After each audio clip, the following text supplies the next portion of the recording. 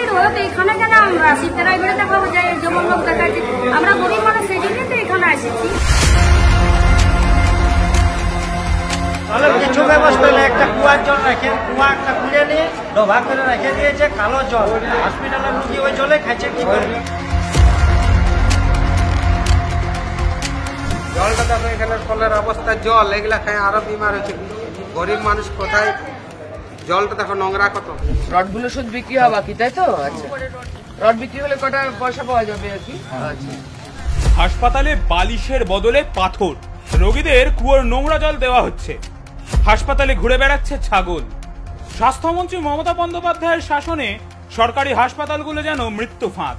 রাজ্যের সরকারি হাসপাতালে এই অরাজকতার সাক্ষী থাকলেন বিজেপি নেত্রী রূপা গাঙ্গুলি।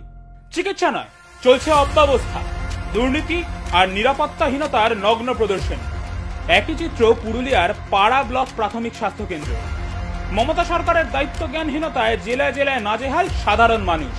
চিকিৎসা পাওয়ার আশায় গরিব এবং অসহায় মানুষ ছুটে যাচ্ছেন সরকারি স্বাস্থ্য কেন্দ্র, মেডিকেল কলেজে, কিন্তু সেখানে চিকিৎসার বদলে মিলছে অমানবিক অবহেলা। নেই প্রয়োজনীয় ডাক্তার, নেই নার্স, মিলছে না ওষুধ। রোগীদের সঠিক চিকিৎসা তো দূরের কথা, ন্যূনতম সেবা এবং নিরাপত্তাও নিশ্চিত করা যাচ্ছে না।